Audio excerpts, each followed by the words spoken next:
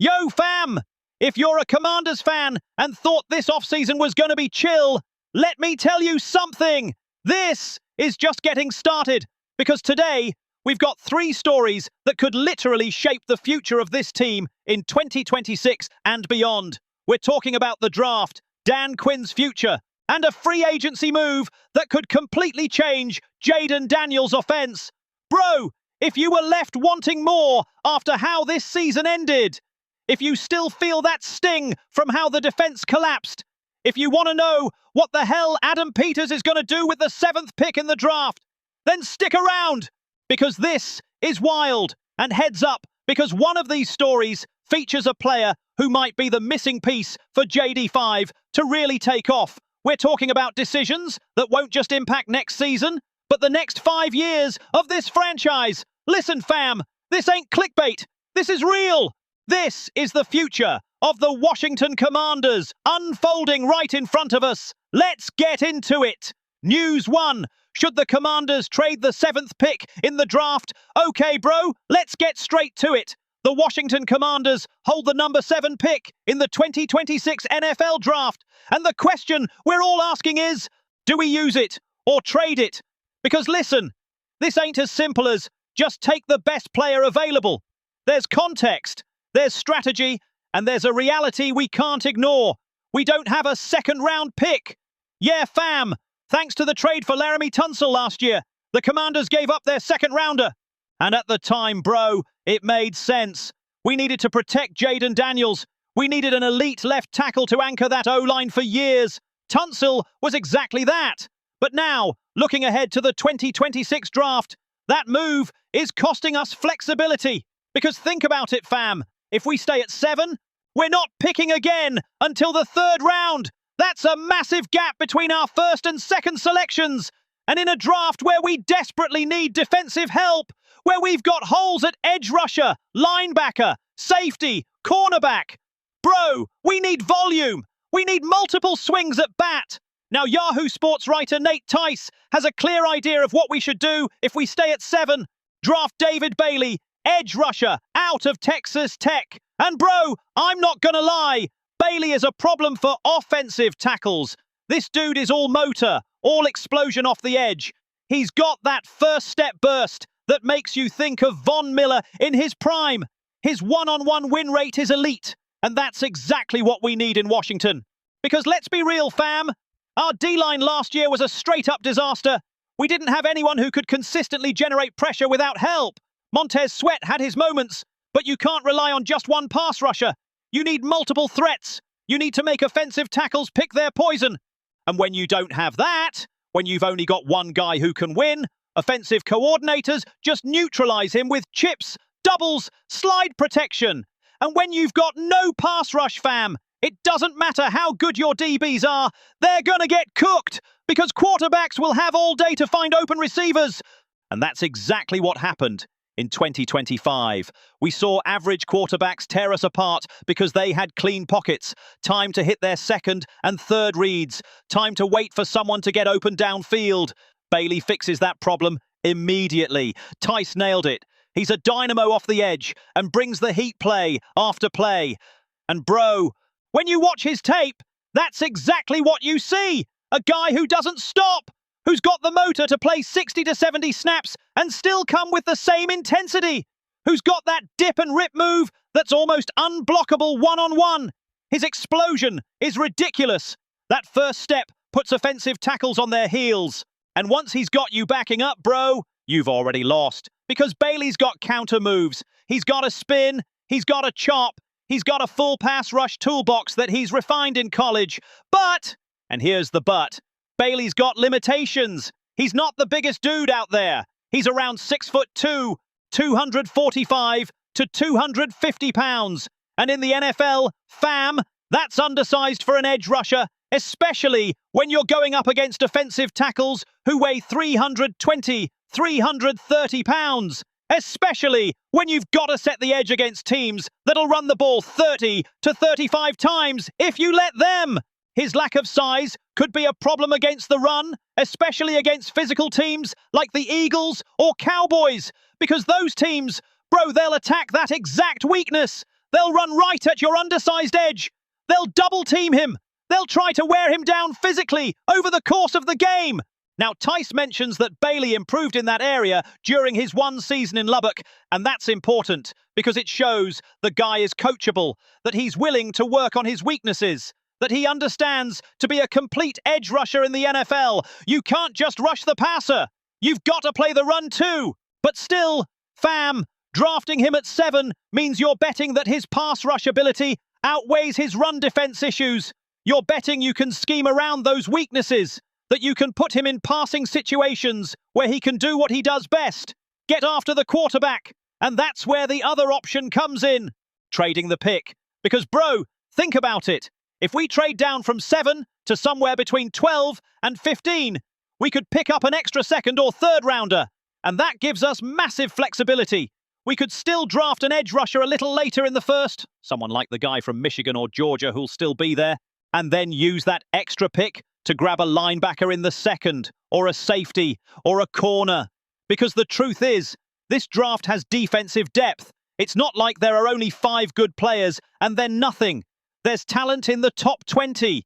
There's talent in the second round. And if Adam Peters can maximize the number of picks we have in the top 100, bro, that could transform this defense. So the question is it worth staying at 7 for Bailey, or whoever the best defensive player available is? Or is it smarter to move back, stack picks, and still land a quality starter later in the first? And fam, this ain't an easy decision. There are pros and cons on both sides. If you stay at 7, you're locking in one of the top prospects in the draft. You're getting a player with Pro Bowl upside, someone who could be a cornerstone of your defense for the next 8 to 10 years. And in a league where elite edge rushers are gold, where teams pay 25 to 30 million a year for good pass rushers, getting one on a rookie deal is priceless. But if you trade back, you're betting on total value, that it's better to have 2 solid starters than 1 Pro Bowler, that it's better to have depth, options, multiple guys who can contribute right away. And bro, when you look at teams that win Super Bowls, they almost always have depth. They almost always have those second and third round guys who become solid starters, who become key contributors. Because in the NFL, fam, you're going to have injuries. You're going to have underperformers. And if you don't have depth behind them, if you don't have the next man up ready to go, you're screwed. Here's my take, fam. If Adam Peters can get a deal that gives him an extra second rounder and still stay in the top 15, I'm doing it without thinking twice. Because yeah, there's a difference between the top 10 and the rest of the first round. There's a difference in talent, in upside, in floor. But there's also a difference between having 3 picks in the top 100 versus just 2. And with the defensive needs we've got, with the holes we need to fill, we need volume. We need multiple shots. Because not every pick is going to hit, fam. That's just the reality of the draft. Some guys are going to bust. Some are going to get hurt. Some just won't develop like you hoped. So the more picks you've got, the more swings at bat you take, the better your chances of hitting, of finding players who can actually contribute. Now, if there's no trade that makes sense, if teams aren't offering enough value, then yeah, fam, you stay at 7 and draft Bailey, or whoever the best edge is, because at the end of the day, you can't win in this league without pass rush. It's impossible. Look at the Chiefs. Look at the Niners. Look at any team that's won a Super Bowl in the last 10 years. They all have elite pass rush. They all have multiple guys who can get after the quarterback. And if Bailey can give you 10 plus sacks a year, if he can be that guy offensive tackles have to game plan around, bro, that pick pays for itself. But man, that lack of a second rounder has me nervous, because Super Bowls aren't won with just first round picks. They're won with depth, with those second and third round guys who become solid starters, who become elite special teamers, who become rotational pieces that give you quality snaps. And if we trade back and get 2 starters instead of 1, if we get an edge rusher at 12 to 15 and a linebacker in the second, bro, that could be the difference between being a playoff team and being a real contender.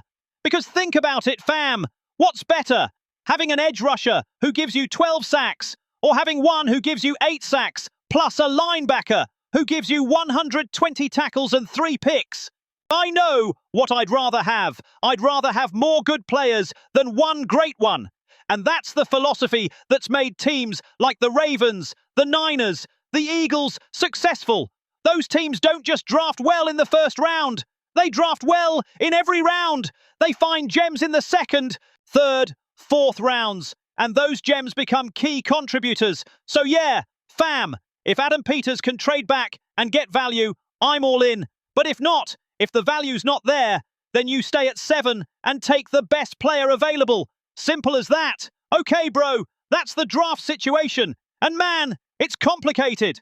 There are arguments on both sides. But now we've got to talk about something nobody wants to admit, but it's hanging in the air like an elephant in the room, something that could completely change the direction of this franchise. And that's Dan Quinn's future. News 2. Is Dan Quinn on the hot seat? 2. Is Dan Quinn on? Fam. This one hurts. It really does. Because just a year ago, Dan Quinn was that dude. He was Coach of the Year on a bunch of ballots. Took us to the NFC Championship game in his first season. Jaden Daniels played like an MVP. The offense was dynamic, creative, exciting. Fourth down decisions were on point. Everybody was hyped about this team's future. And now ESPN's Bill Barnwell ranked Quinn 10th among all head coaches hired between 2021 and 2025. And bro, when you look at the list of names he put ahead of Quinn, you realize how fast the narrative flipped. How quickly we went from Dan Quinn is a genius to is Dan Quinn in trouble? Harbaugh with the Chargers, Ben Johnson with the Bears, Kevin O'Connell with the Vikings, Sean Payton with the Broncos, DeMeco Ryans with the Texans, Mike Vrabel with the Patriots, Mike McDonald with the Seahawks, Nick Sirianni with the Eagles, Dan Campbell with the Lions, all of them ranked ahead of Quinn in Barnwell's list. And it's not like those coaches are scrubs, fam. They're elite, some of the best in the league right now. But the fact that Quinn dropped that far in just 1 year, that's concerning. That's a huge red flag. Because let's be real about what happened in 2025. The defense completely collapsed. And I'm not exaggerating, bro. We ranked 30th in EPA per play. 30th. Out of 32 teams, only 2 were worse than us defensively. Only 2 teams gave up more points per drive than the Commanders. And fam, that's not just bad luck. That's not just, oh, we had some injuries. No, that's a systemic problem. That's a coaching problem. A scheme problem, a preparation and adjustment problem. Because any offense with a pulse lit us up. Didn't matter if it was Patrick Mahomes or a backup quarterback. Didn't matter if it was a top 5 offense or a bottom 10 one. Everybody moved the ball on us. Everybody found ways to get first downs, get into the red zone and put up points. And the worst part, fam, what really kills me is that Quinn couldn't fix it during the season. There were no adjustments that worked, no scheme changes that made a difference, no moment where you said, okay, they figured it out. Nothing. Just week after week of the same defensive mediocrity. And bro, when you're a head coach who made your name as a defensive coordinator, when your whole rep is built on being able to run elite defenses, like he did with the Seahawks, like he did with the Cowboys, and your defense ranks 30th in the league, man, that's unacceptable. That's a massive failure. Barnwell said it perfectly in his breakdown. Quinn wasn't able to fix the problems during the season, and the Commanders shook things up by moving on from offensive coordinator Cliff Kingsbury and defensive coordinator Joe Witt. And that, fam, that's a red flag the size of Texas. Because when your GM has to clean house on your staff after just 1 bad season, after just a year removed from a championship game appearance, that means trust is slipping. That means Adam Peters is seeing things he doesn't like. And think about it, bro. Firing Cliff Kingsbury after a season where the offense wasn't even the main issue. Yeah, Jaden struggled, but a lot of that was due to injuries. That tells you there's dysfunction behind the scenes. That tells you there are communication issues, philosophy clashes, lack of cohesion in the coaching staff, and firing Joe Witt, the defensive coordinator, after just 1 season. Bro, that's Quinn admitting his hire was a mistake. that the defence they built together didn't work, that they need to start over on that side of the ball. Now, Barnwell does mention that injuries played a big role, and that's absolutely true. Jayden was banged up all year. That rib injury he took against the Panthers never fully healed. We saw him playing through pain, limited in his mobility, unable to make those deep throws he hit so easily as a rookie. We lost key defensive players too, lost starters, lost rotational guys, had to play with practice squad dudes in big moments. And yeah, fam, that makes a difference. That impacts your ability to execute your game plan. But bro, good coaches find ways to win despite injuries. Good coaches adjust. They simplify.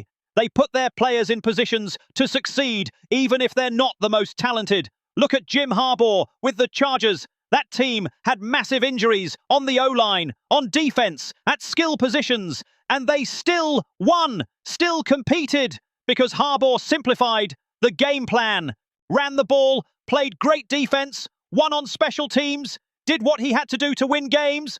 Look at Dan Campbell with the Lions. That team lost Aiden Hutchinson, their best defensive player, halfway through the season, lost other key starters, and they kept winning, kept dominating, because Campbell has a culture, a system, players who believe in what they're doing. And that's what worries me with Quinn, fam.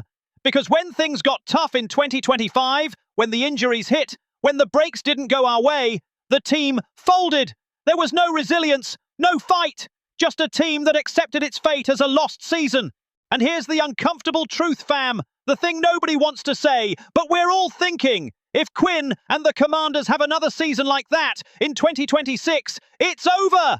Doesn't matter that he took us to the championship game in year one. Doesn't matter that Jayden had an amazing rookie season. In the NFL, you're only as good as your last season. And if the defense is still a mess in 2026, if we rank bottom 5 again, if Jayden doesn't take that second-year leap, if we finish 8 and 9 or worse, bro, Adam Peters is going to be looking for a new head coach for 2027. Guaranteed, because Peters is a GM who came from the Niners organization. He comes from a culture where excellence is the standard, where mediocrity isn't tolerated. And if Quinn can't deliver results, if he can't fix the defense, if he can't get this team back into playoff contention, Peters won't hesitate to make a change. And that breaks my heart, bro, because I want Quinn to succeed. I want to believe 2025 was just a bump in the road, a perfect storm of injuries and bad luck and terrible timing. I want to believe that with a full off-season to reset, to get healthy, to bring in new coaches, Quinn can go back to being the guy we saw in 2024. But man, the numbers don't lie. And when your defense is so bad that average quarterbacks are lighting you up, when you're giving up over 400 yards a game on the regular, when you can't get stops on third down, when you can't force turnovers, that's not just talent, fam. That's scheme. That's preparation. That's coaching. And Quinn's got to own that. He's got to admit his defense didn't work, that his adjustments weren't good enough, that he needs to make fundamental changes in how this team plays defense. So is Quinn on the hot seat? I think he is, fam. Not officially, because nobody in the organization is going to say it out loud. Josh Harris isn't going to come out and say Dan Quinn's job is on the line. Adam Peters isn't going to admit he's already thinking about 2027. But if you read between the lines, if you look at the moves they're making, if you listen to the tone in the press conferences, bro, it's clear Quinn has to deliver in 2026. He's got to show improvement. He's got to get this defense back to being respectable. He's got to get this team back to the playoffs. Because if not, if 2026 is another lost season, if we don't see clear progress on defense, if Jayden doesn't bounce back to his rookie form, if the team chemistry is still off, fam, Quinn's going to be updating his LinkedIn. He's going to be looking for his next defensive coordinator job because his time as head coach of the Commanders will be done. And that's sad, bro, because this team has talent. We've got Jayden, a franchise quarterback who could be elite for the next 10 to 15 years. We've got Terry McLaurin, one of the best receivers in the league. We've got Laramie Tunsil protecting the blind side. We've got offensive pieces. And on defense, yeah, we've got holes, but we've also got some good players. We've got potential. We've got youth. What we don't have is cohesion. What we don't have is a scheme that maximizes the talent we've got. And that falls on Quinn, fam. That's his responsibility as head coach. And if he can't fix it, if he can't turn this defense around, then maybe, just maybe, he's not the right coach for this team long term. But I've got hope. Bro, I believe Quinn can turn it around. I believe with the right coordinators, with the right draft picks, with the right free agent signings, this defense can improve. It can be respectable again. It can be a strength instead of a liability. But the clock is ticking, fam. And Quinn knows it. 2026 is do or die. It's show improvement or get fired. Simple as that. Okay, fam. That was heavy. That was a tough conversation, but one we had to have. But now we're moving on to something that's got me hyped. Something that could completely change the trajectory of this offense. Something that could make Jayden Daniels an MVP candidate in 2026. Because if this happens, bro, the Commanders' offense could be unstoppable. News 3. Should the Commanders sign Kyle Pitts? Bro, Kyle Pitts. Let me tell you something, fam. If the Commanders sign Kyle Pitts in free agency, I'm losing my damn mind. Because listen, this isn't just an upgrade. This isn't just, oh, we got a better tight end. No, bro. This is transformational. This is a move that completely shifts the dynamic of our offense. Think about it. Zach Ertz tore his ACL. And Ertz, man, he was important for us. He brought veteran presence. He was a security blanket for Jayden, especially in his rookie year. He knew how to find soft spots in zone coverage, how to get open on third down, how to make those clutch plays when we needed them. But Ertz is 35, fam. He's coming off a torn ACL. And even if he comes back, even if he rehabs perfectly and is ready for 2026, he's not going to be the same guy. He's not going to have the same burst, the same separation, the same downfield threat. And our other tight ends, bro, Ben Sinnott and John Bates just aren't real threats in the passing game. Sinnott's a rookie who showed some flashes, but nothing consistent. Bates is basically a blocking tight end. Neither of them scares a defensive coordinator. Neither of them forces you to game plan around them. And Jayden Daniels needs a tight end who can dominate the middle of the field, someone who can attack the seams, someone who can win against linebackers in coverage, someone who's a mismatch nightmare for defenses. And Pitts, bro, Pitts is exactly that dude. Pro Football Focus writer Bradley Locker said it perfectly in his analysis. Pitts looked his best since 2021 with an 82.0 PFF receiving grade, 1.71 yards per route run, and 51 first downs gained. Those numbers are elite, fam. An 82 PFF receiving grade puts you in the top 5 tight ends in the league. 1.71 yards per route run is absolutely ridiculous for a tight end. That's Travis Kelce level efficiency. That's George Kittle level production. And 51 first downs gained. Bro, that's moving the chains. That's extending drives. That's keeping your offense on the field, keeping your defense rested, controlling the tempo of the game. And the best part, fam, what really gets me hyped is that Pitts is only 25. This man is entering his prime. He's hitting that window where tight ends usually peak, where they combine the athletic explosion of youth with the experience and football IQ you build after a few years in the league. And after a season where he finally looked like the guy who was drafted 4th overall in 2021, where he showed he can be a true number 1 receiving threat at the tight end position, he's ready to sign a big contract and prove he's one of the best in the league. Now, fam, I know what you're thinking, but hasn't he been inconsistent? Didn't he have a couple of down years after his rookie season?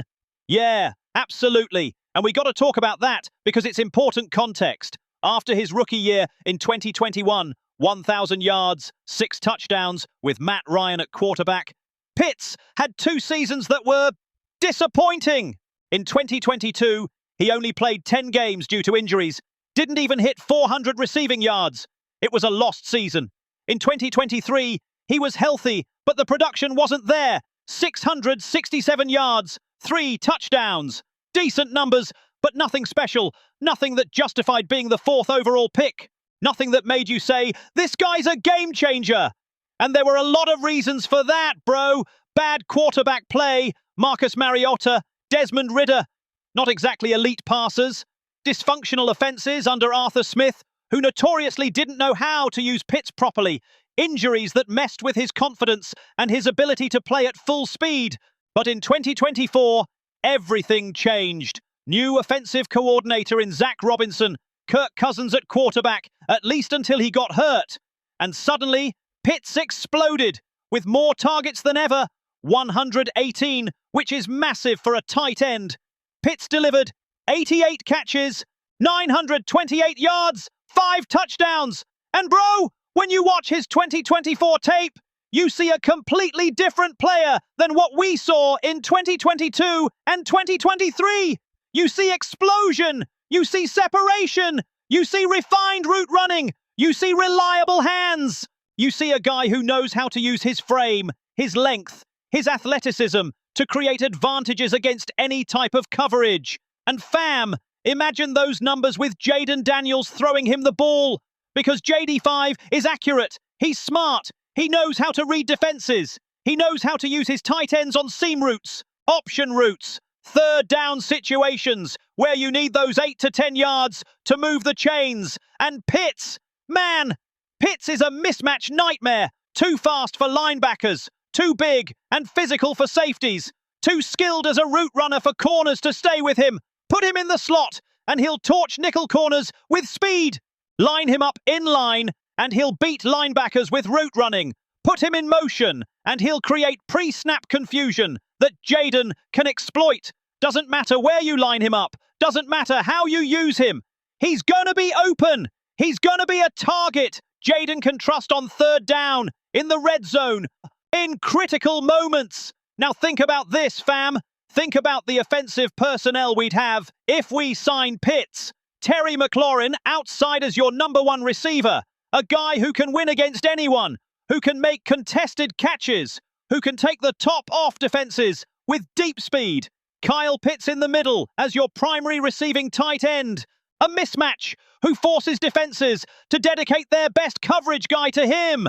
And then maybe we draft a receiver in the 2nd or 3rd round. Someone with speed, someone who can stretch the field, someone who can be that third option that keeps safeties honest. Suddenly, fam, you've got an offense that can attack any coverage. Man coverage, Terry burns you outside.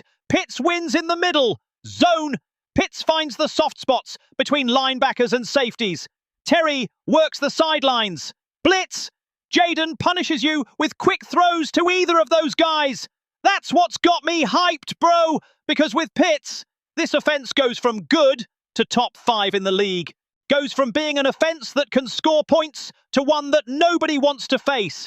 And if the defense improves even a little, if Adam Peters makes the right moves in the draft and brings in some defensive players who can actually play, if Quinn and his new defensive coordinator can design a scheme that's not absolute trash, fam, this team could be a problem in 2026. This team could be back in playoff contention. This team could be competing for the NFC East title. This team could be dangerous in January. Now, the question we all got to ask is, how much is Pitts going to cost? Because, bro, Pitts is going to want a big contract. Probably something in the range of $15 to $18 million per year. Maybe even more if multiple teams are bidding for him.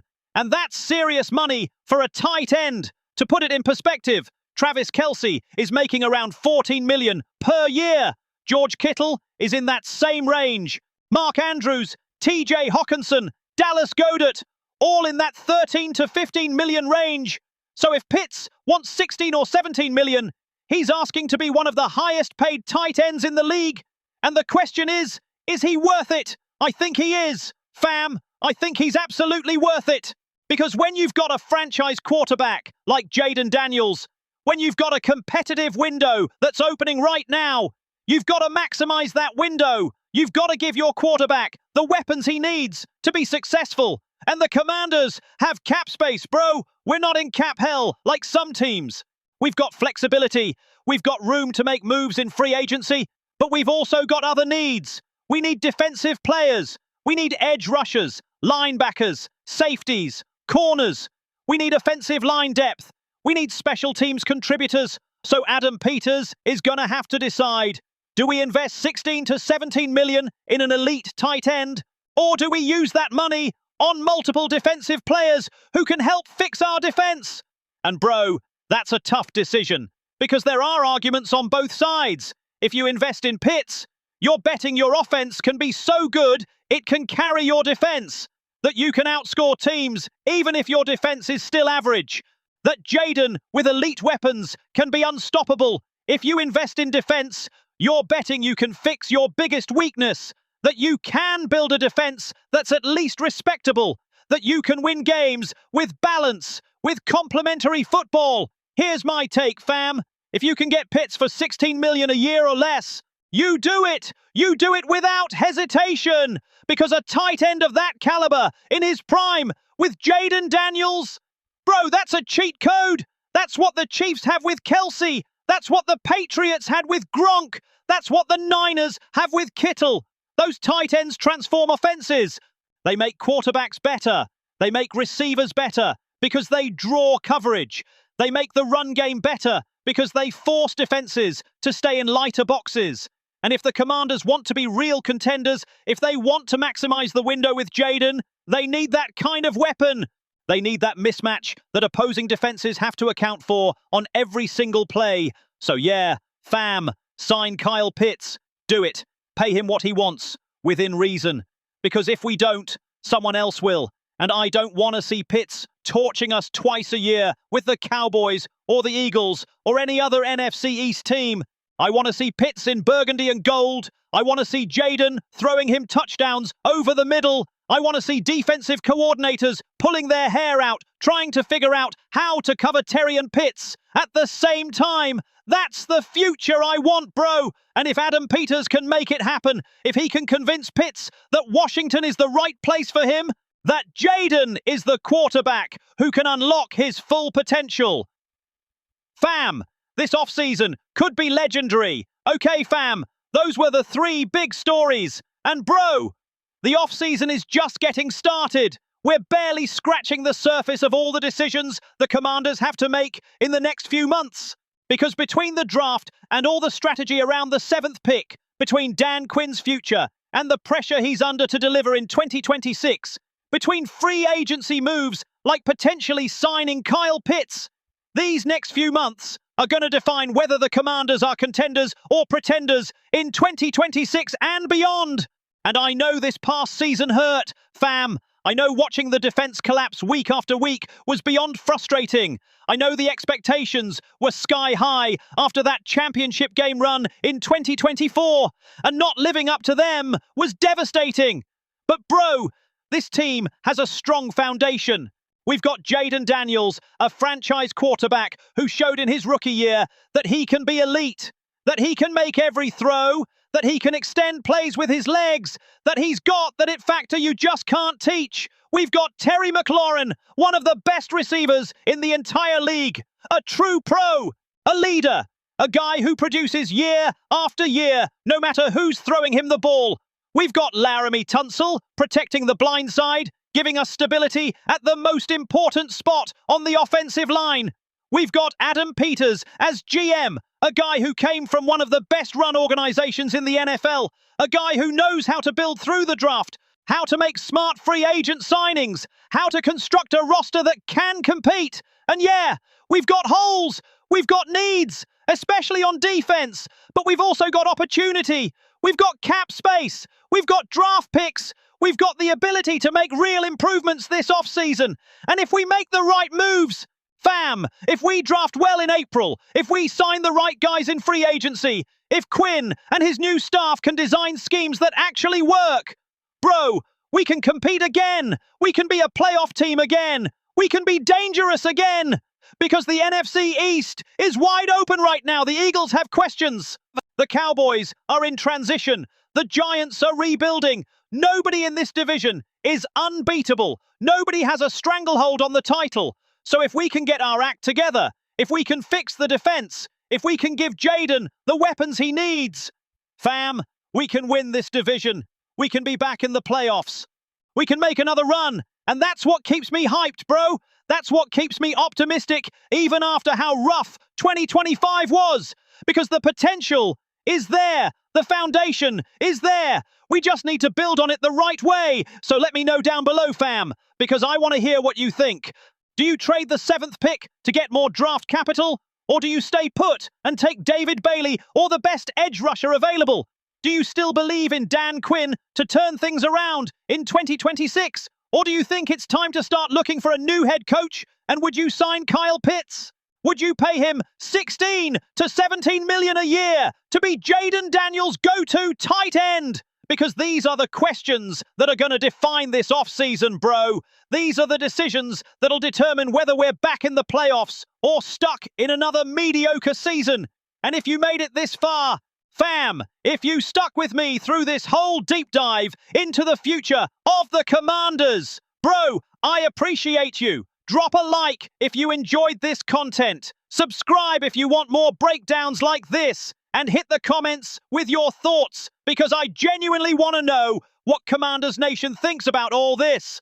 And I'll see you in the next video, fam, because this is just the beginning. The off-season is long. There's gonna be more news, more rumors, more moves, and we'll be right here, covering it all, breaking it all down, debating every angle, HTTR. Fam, hail to the Commanders. Let's get it. Let's make 2026 our year.